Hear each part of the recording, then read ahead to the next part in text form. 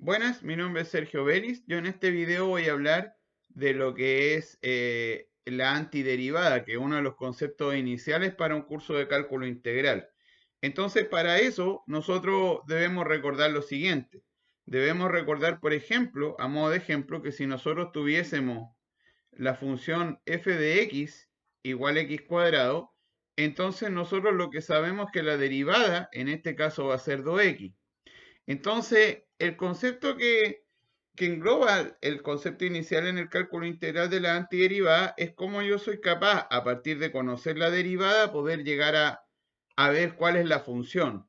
¿Qué quiere decir eso? Que el concepto de antiderivada es que nosotros, como sabemos que la derivada de x cuadrado es 2x, entonces al x cuadrado se le dice que es una antiderivada de la función 2x.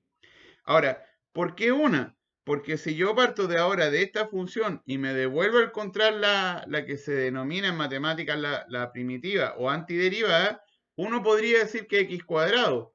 Pero si usted tiene también x cuadrado más 2, la derivada de x cuadrado más 2 también es 2x.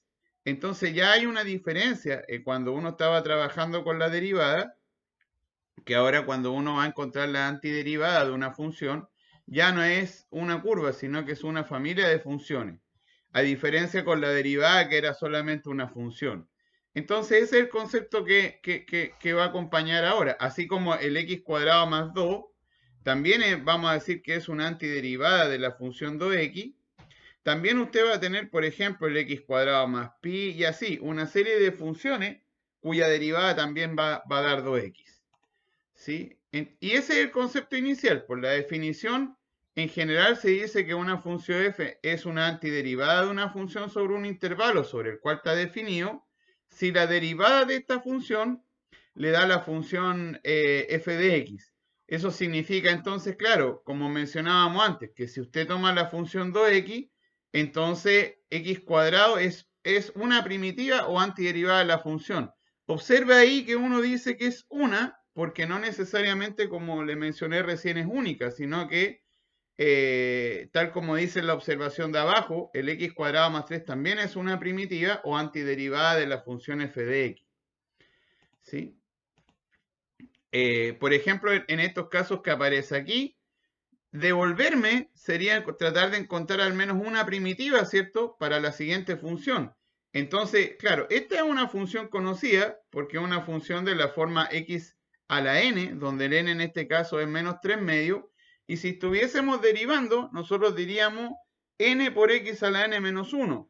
Entonces, como en este proceso nosotros estamos haciendo el proceso inverso para devolvernos, nosotros en vez de restarle 1 le vamos a tener que sumar y vamos a tener que dividir por el número más 1, porque antes nosotros multiplicábamos por n.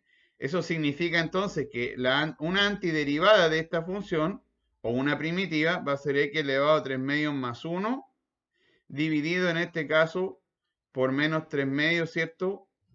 Más 1. Y más cualquier número, o simplemente la dejo de esa forma. También, por ejemplo, podría poner acá más e a la pi, y la derivada en este caso de e a la pi es 0. Y si yo derivo esta función, claro, me va a dar la función que teníamos originalmente. ¿Ya? Y eso da la condición para el b, que en el caso de si usted tiene x a la n, entonces, claro, para yo poder devolverme, voy a tener que, como antes la derivada le restaba 1, acá en la antiderivada le voy a sumar 1 y en vez de multiplicar por el n, voy a tener que dividir entonces por el n más 1. Y eso más cualquier número, porque estamos buscando solo una. Entonces, si le sumo 2, esa es una que usted ya tiene. Bueno, y en el caso del seno de x, habría que recordar lo siguiente, habría que recordar que cuando usted tenía la función f de x igual seno de x, le voy a colocar g en este caso para no confundirlo con la f, entonces la derivada, ¿cierto? Nos va a dar la derivada del seno, que en este caso es coseno, y en el caso que usted tuviese una función h de x, que era coseno de x, entonces la derivada, este h' de x, le va a dar menos seno de x. Entonces, como ahora nosotros nos estamos devolviendo, ¿cierto? Y usted tiene la función que es seno de x, entonces yo me voy a devolver acá. Pero ya no va a ser en este caso coseno de x, porque esta está con signo positivo. Por lo tanto, uno ahí va a decir que la antiderivada de esa función seno de x, por ejemplo, puede ser menos coseno de x, por ejemplo, más 5. Ahora, ¿cómo me doy cuenta, cierto, de que esta es una antiderivada de la función? Entonces, ahora la pregunta natural es, por ejemplo, que si consideramos la función x cubo tercios más c, ya ahora con una constante arbitraria, bueno, acá la pregunta natural es preguntarse cuánto va a ser la derivada, cosa de saber, en este caso, cuál es la búsqueda asociada a esta antiderivada. Entonces, claro, el x cubo tercio, ya con lo que hemos conversado, la derivada de x cuadrado, y la constante, la derivada es cero. Entonces, uno, ¿qué es lo que dice acá? Lo que dice es que entonces cualquier función, ¿cierto? Que sea una antiderivada de la función que uno está considerando, si usted hace variar la constante, también va a ser una antiderivada. Por lo tanto, una antiderivada en general, cuando ya habla uno de la antiderivada de la función, va a agregar este c, porque este c va a representar con un c una constante arbitraria, todas las posibles antiderivadas de la función. También dice una consecuencia de esto, que dos antiderivadas entonces difieren en una constante, porque cuando uno quiere comparar, ¿cómo yo voy a comparar dos funciones que sean antiderivadas de una función dada? Entonces es natural pensar que estas van a diferir en un número, ¿sí? En una constante. Ahora, desde ya en general, prácticamente en todo curso de cálculo integral, se introduce una notación que es bien interesante en este momento. Sin embargo, al usted verla ahí para mencionar este conjunto, cómo le va a dar nombre, tal vez no tenga mucho sentido, ¿ya? Porque aparece esta que es una S de suma más alargada, que es usualmente el término que se conoce, con el cual se describe la integral, y un elemento de diferencial, que es este de x que aparece aquí, que usted puede buscar ya sea en el texto de Stuart o en el texto de Denis Silv, el cómo uno llega a trabajar con los diferenciales de una función, que tiene cierta relación también con la derivada. Sin embargo, a pesar que no tiene sentido todavía hablar de esta notación, que uno le da un sentido cuando ve la integral de Riemann, es bastante adecuada incluirla acá porque me permite saber cuál es la variable con respecto a la cual yo voy a trabajar esta antiderivada. ¿Qué quiere decir eso? Que, por ejemplo, si nosotros tuviésemos t cuadrado por x y eso en dx, en este caso, la antiderivada que uno va a estar buscando como conjunto para describir esta función va a ser la que está relacionada con el x, porque esta es la función que uno movía acá. ¿Qué quiere decir eso? Que, bueno, si busco una antiderivada, entonces va a ser este t cuadrado por x cuadrado medios, porque el x cuadrado medio, la derivada del x cuadrado es 2x, con el 2 se va, ¿cierto? Más una constante. En cambio, si usted ahora tiene t al cuadrado x y tiene, por ejemplo, con respecto a t, entonces ahora cambiamos, porque ahora mi x va a ser constante, ¿cierto? Porque mi variable en este caso, el elemento de diferencial es t. Por lo tanto, acá esto me va a quedar t al cubo, ¿cierto? Dividido por 3 por x más alguna constante. Y esto porque la derivada, ¿cierto? Entonces del t al cubo le va a dar 3t cuadrado y partido con este 3 se van a simplificar los dos 3.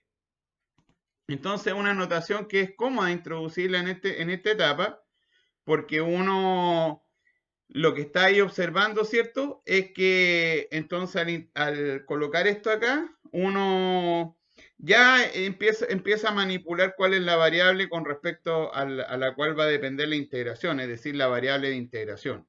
Ya. Ahora, observemos esta función que está acá.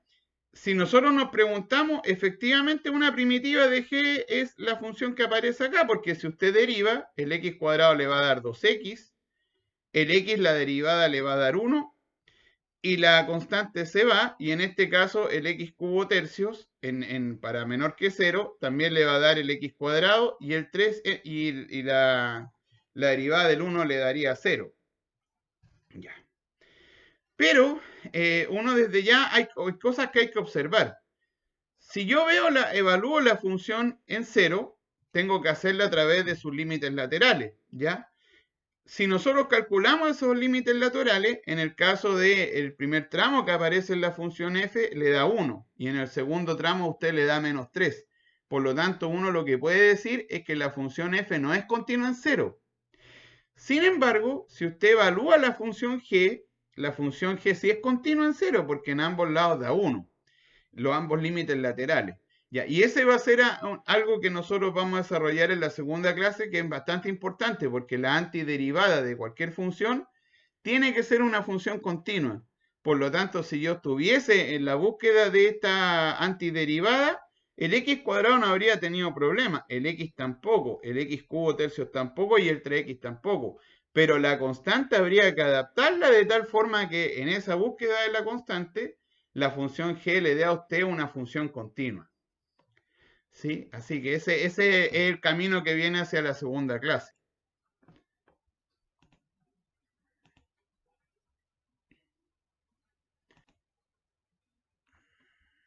Bien, sin duda que lo que siempre acompaña una clase inicial donde uno está trabajando con la antiderivada es ver a través de una tabla las que son esenciales o las elementales.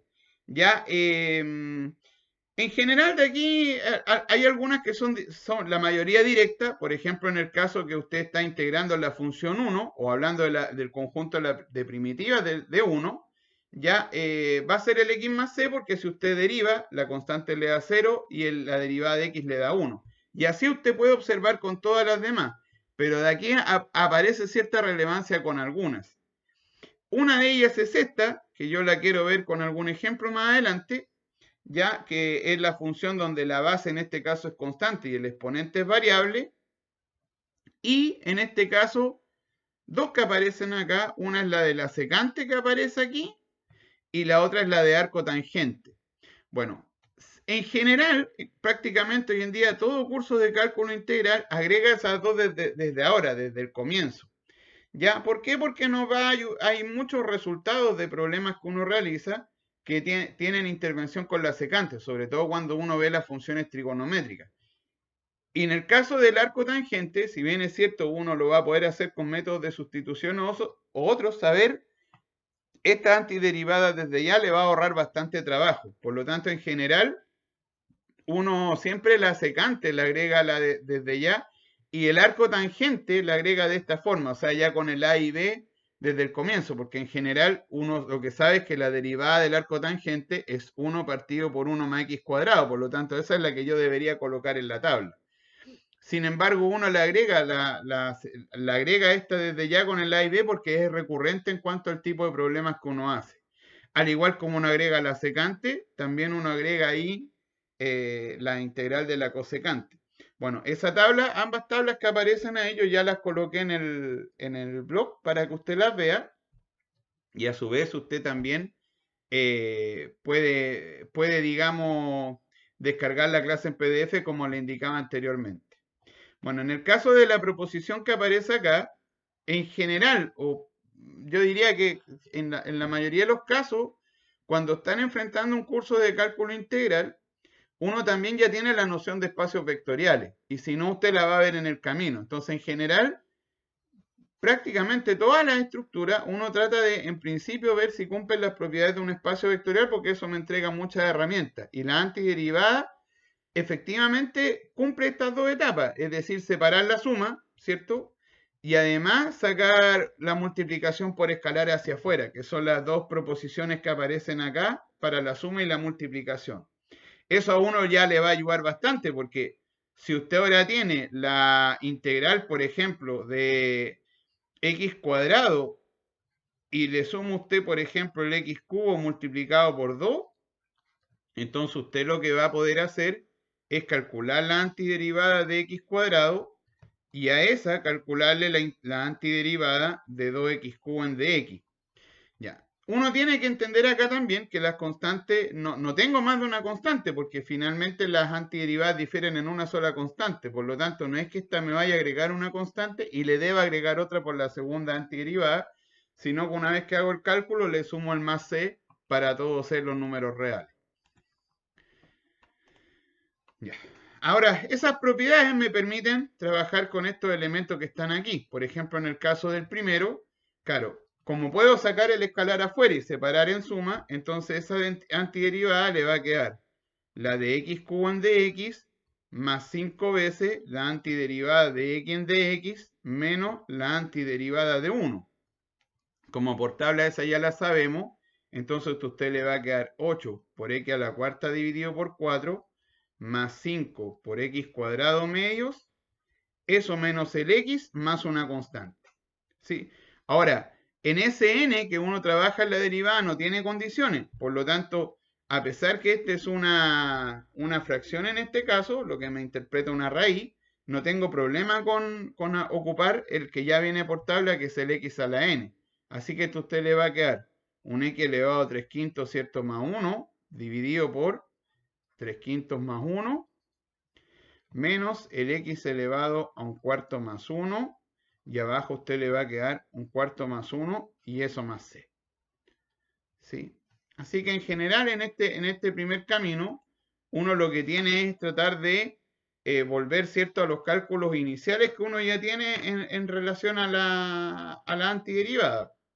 ¿Sí? Y claro, como clase inicial lo que me dice esto, o lo que le ayuda a usted, es poder entender primero que en este paso, cuando uno se pasa a la antiderivada, uno lo que está es trabajando con un conjunto de curvas, ¿ya? Y además de eso, además de un conjunto de curvas, uno tiene que tener la noción de que, bueno, no es única la que uno está buscando y que tiene una nueva anotación que debe incorporar, que es la anotación que vamos a usar en el desarrollo del curso.